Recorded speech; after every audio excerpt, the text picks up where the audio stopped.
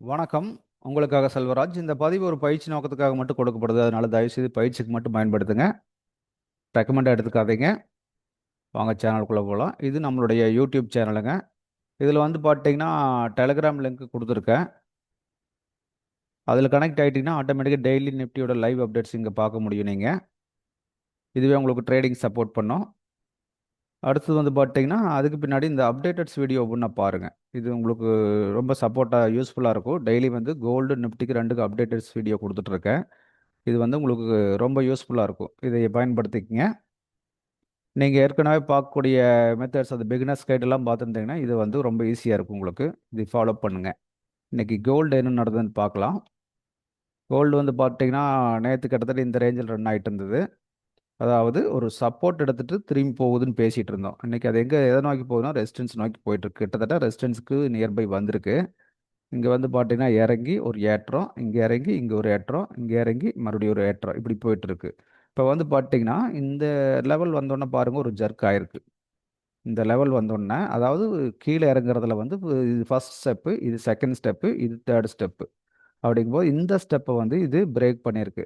அதே வரும் பாருங்க, இந்த இடத்துல ஒரு ஜர்க் ஆயிட்டு, அகைன் கீழ வந்துட்டு மறுபடியும் போய் நல்லா வால்யூமோட அது பிரேக் பண்ணிட்டு போயிட்டுருக்கு. அப்போ வந்து பார்த்தீங்கன்னா, ஒரு அப் ட்ரெண்ட்ல இருந்ததுன்னா, எப்பவுமே இந்த மாரி தான் மூவ் ஆயிட்டு இருக்கு அப்படிங்கிறத தெரிஞ்சுக்கங்க. இங்க பாருங்க இறங்குறத இப்படி வாட்ச் பண்ணுங்க.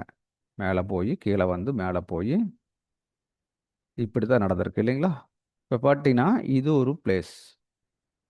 அடுத்தது இந்த ரேஞ்ச். அதுக்கு அடுத்தது இந்த ரேஞ்ச்.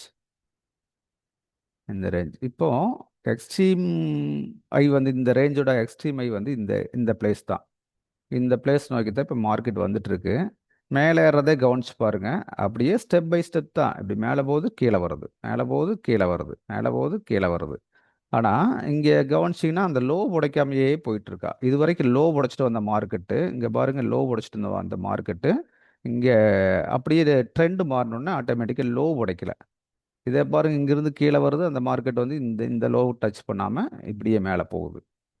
புரிஞ்சுங்களா? இந்த மாரி தான் வந்து மார்க்கெட்டோட மொமெண்ட் இருக்கும். இதை கொஞ்சம் கரெக்ட்டா அண்டர்ஸ்டாண்ட் பண்ணி பழகிக்கங்க. அந்த ட்ரெண்ட் மாறுறத கண்டுபிடிச்சு பழகிக்கங்க. ஃபர்ஸ்ட் டைம் எங்க உடைக்குதோ, அங்கிருந்து நம்மளுக்கு மூவ் ஆகும் அப்படின்னு தெரிஞ்சுக்கணும். இந்த இடத்துல ஃபர்ஸ்ட்டா இதுக்கு முன்னாடி இருக்கிற ஹை இங்க பிரேக் பண்ணுச்சுன்னா, எகைன் கீழ வர்ற மார்க்கெட்டு இந்த லோவ டச் பண்ணாம போறான் பார்த்தீங்களா? இங்க வந்து திரும்பறக்கு ஒரு சிக்னல் குடுக்குது. அந்த சிக்னல் தான் நம்ம பிக் பண்ணணும். இடையில போய் அங்கங்க இடையில உள்ள போதாம, இந்த மாரி ப்ராப்பர் என்ட்ரி பிடிக்கணும்னா, இந்த மாரி தான் நம்ம ஒரு என்ட்ரிய பிக் பண்ணி பழகணும். இங்க திரும்பறக்கு உண்டான சிச்சுவேஷன் குடுத்துருக்கு. அந்த இடத்த நம்ம பிக் பண்ணணும். இடையில போய் இங்க பிடிக்கிறது, இது பிரேக் அவுட் ஆகும்போது இங்க போய் பை பண்றது, இதெல்லாம் எப்பவுமே தப்பான ஒரு கான்செப்ட். அப்படி பழகாதீங்க. கரெக்ட்டா எங்க வந்து ரிவர்ஸ் பண்ணுது மார்க்கெட்டு அப்படின்னு கண்டுபிடிங்க. ஒரு 15 மினிட்ஸோ, 5 நிமிஷமோ பார்க்கலாங்க. கான்செப்ட் இவ்வளோதாங்க. சிம்பிளா புரிஞ்சுக்குங்க. பாருங்க மார்க்கெட் வந்து இதே இடம் தான் சப்போர்ட் எடுக்குது. இங்க பாருங்க திரும்பறக்கு வந்து இங்கேயே வந்து இங்க ஒரு எத்தனை கேண்டில் ஒரு 10, 12 கேண்டில் ஏறுனது. இங்க எத்தனை கேண்டில்ல கீழ இறங்கியிருக்குன்னு பாருங்க.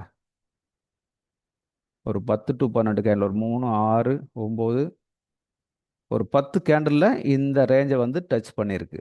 இது இந்த இடம் அப்படி வச்சுக்கங்க. ஒரு ரெசிஸ்டன்ஸ் பிளேஸ வந்து டச் பண்ணிடுச்சு. பண்ண முன்னாடி 10 கேண்டில் போனது கீழ வர்றதுக்கு பாருங்க கிட்டத்தட்ட 20, 25 கேண்டில் எடுத்திருக்குது. அப்ப இங்க வந்து இதுக்கு கீழ வர்றதுக்கு வாய்ப்பில்ல அப்படின்ட்டு இங்கிருந்து மூவ் ஆகி மேல பிக் ஆயிடுச்சு.